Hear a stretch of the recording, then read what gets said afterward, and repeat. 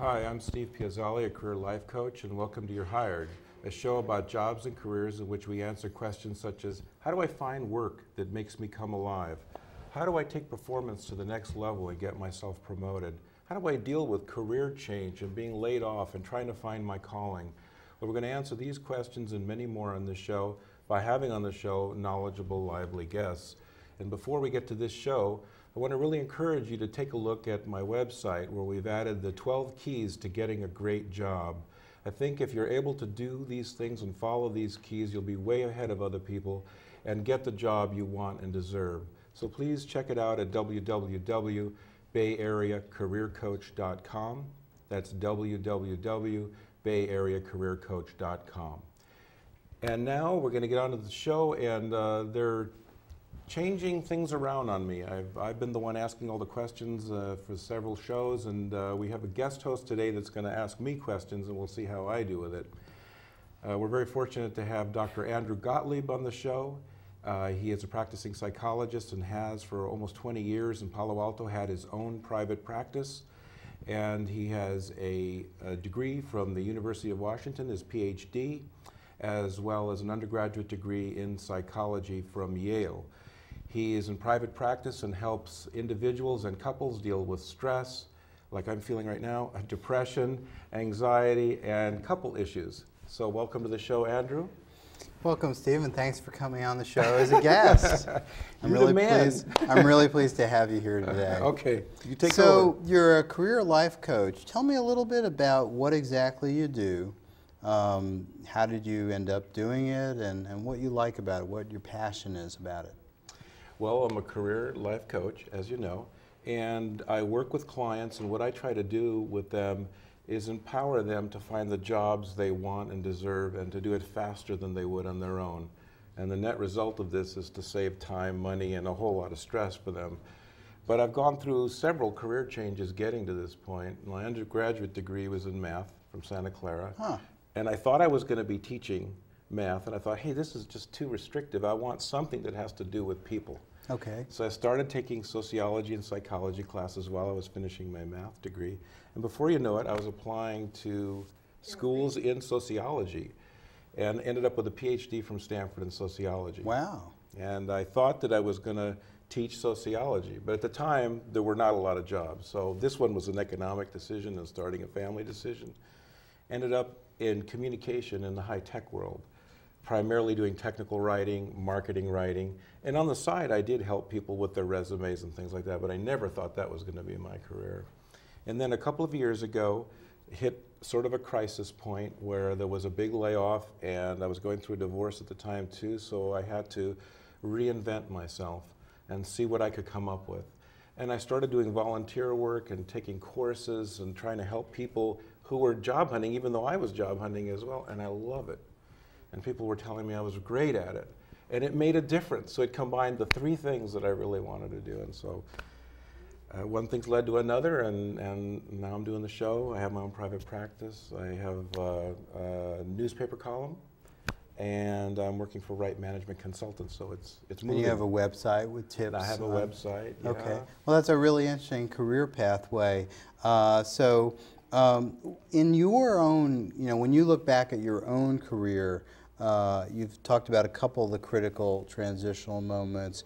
What was the moment that really got you sort of beginning to reconsider? You were, as I understand, a technical writer for a good chunk of your career. What really made you change into this more hands-on, person-to-person career? Well, I think that was always in me. I really care about people, and I care about the people that I work with, or even just friends that I'm talking to about problems. And I really wanted to feel like I was making a difference. And in the high-tech world, it just seemed like I didn't know who I was impacting. It was an okay job. It was clean, okay work. Right. And so you were writing like manuals about hardware or software. It was about software, and I didn't know who was using it. And yes, it's increasing market share, but it doesn't have that direct impact on people. And from my sociology training, I wanted to have some sort of an impact. And I came to this crisis point because, as I said, I had ducked and dodged all these layoffs, but when the dot-com bubble burst, I was without a job, and I felt like I had to reinvent myself. The divorce happened at the same time, so It's like that, you know, that Chinese character for crisis that has danger in it and hidden opportunity. It's got two pieces of that character. And I felt like I had to fight to focus on that hidden opportunity and not see it as just danger. Right. So you've actually gone through a lot of the things that I would imagine your clients go through, you know, change in the industry, layoffs, you know, reconsidering how you view your career. You've actually experienced this on the other side as well. Yeah, and I have a great empathy for when they're going through that. And I would imagine that really helps you in the work you do, because you know, you're not someone who's never been through a layoff or never been through a career change. So you know how to, you know, reposition yourself in a new career, and I would imagine you can be helpful to other people. Yeah, it's very interesting. That is something that I have a lot of compassion for. In fact, I think someone said, I don't know if it was Dick Bowles who wrote The Color of Your Parachute and all that, but I think he said that everybody that's in coaching is a career transitioner, because they usually came from somewhere else. And that's actually good, because they know what it's like to deal with office politics, and most of us have tasted layoffs, so I can understand that period of you saying, who am I? What is my mission? I'm out here in the middle somewhere. I'm 45 years old, or I'm 40, or I'm 35, and my work was my job and my life, and what am I going to do with myself now? And there's all this pressure from family and stuff like that, so I can really empathize with what they're going through, and I care and put my soul into helping people. Right, okay. So I'm curious to find out more about what is career life coaching. You know, I have a real hitch in my baseball swing. I mean, can you help me with that? Well, not specifically that, but in the areas of careers.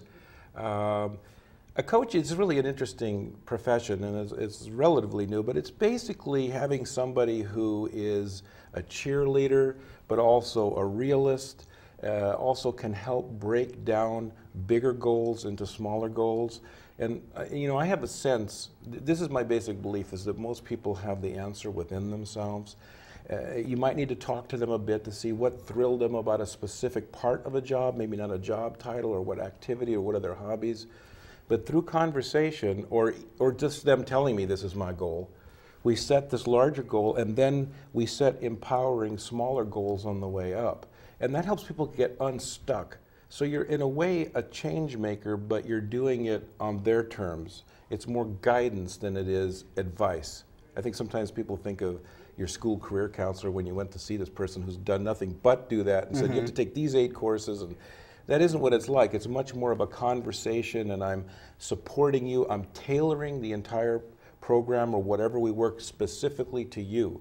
And that's the advantage of having a coach over taking courses and reading a book, because I'm totally focusing on your problem, your pain, what is your goal, how do we build steps that get you to have momentum to get there. Right, okay. And I love doing that. Yeah, you know. So you help people to figure out strategies, basically, and then go through and actually, you know, make those things happen. Because I would imagine that's the difficulty. Most people have some idea of how to go about changing careers, but then they get stuck. They don't do the next step. Well, there's also that, I hate to call it holding your feet to the fire, but accountability.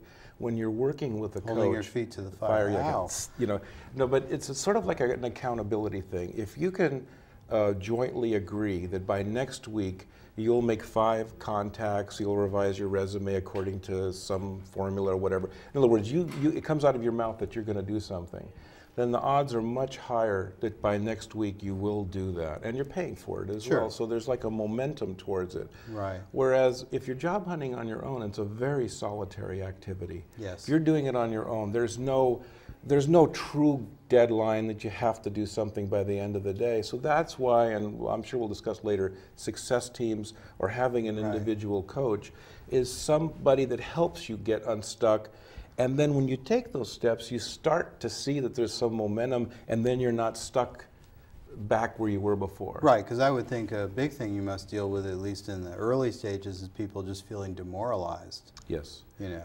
Yeah, no, and I have some empathy for that, but I try not to stay there. Right. I try to reframe where I can. And one of the things I do have to hold back from is to be impatient and try to give them too many solutions. I do throw out ideas, but again, it's just a guide. Right. They have to be the ones that move things forward.